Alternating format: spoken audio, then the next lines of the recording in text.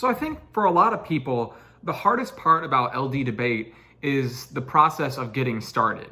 Like once you have your evidence and stuff, it's pretty easy to sit down and write a case. But before that, when you really don't know what you're doing, it can be kind of tricky. So I'm here in this video to help you figure out some helpful tips to get started in just planning your case. The processes that will get you from a resolution you know nothing about to eventually having a full written case.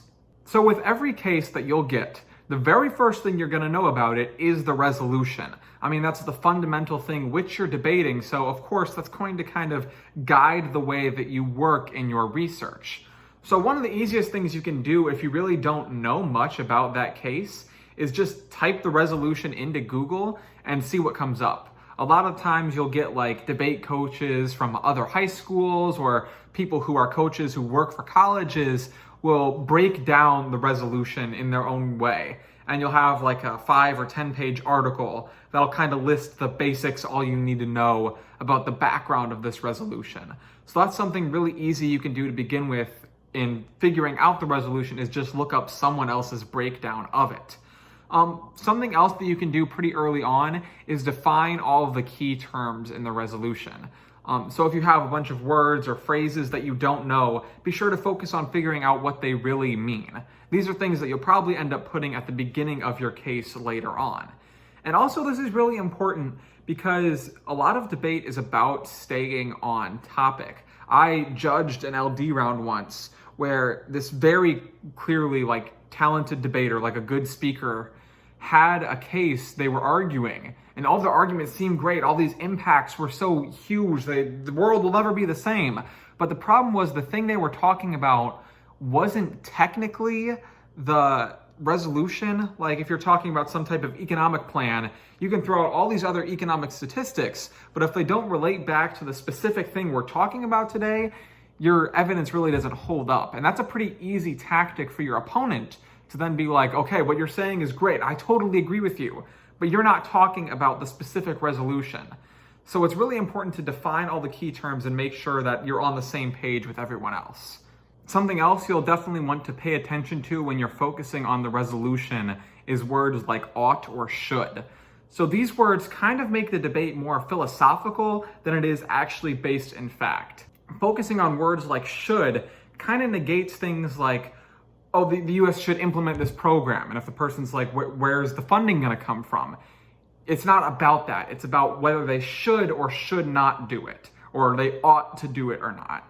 So those words like should or ought in a resolution automatically make the debate more philosophical and about not what we can do or what we will do, but what we should do morally. So that's an important focus to have if that's in the resolution.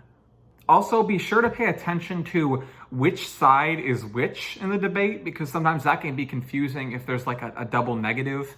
So if the resolution is something like, the US should not defund the police, the pro side that's for the resolution is saying they should not defund the police. And the con side that's saying no is saying, yes, they should defund the police. So be careful if there's a word like not in the resolution, because that'll kind of flip the yes, no, af, neg side of what you think it might be. So once you've finally kind of broken down the resolution, then comes the planning process.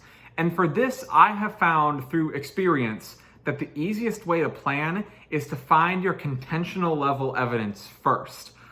So if you're finding all these different statistics and stuff, and then going back and kind of like connecting the dots and finding a value and a value criterion that connects them all, you're gonna be better off.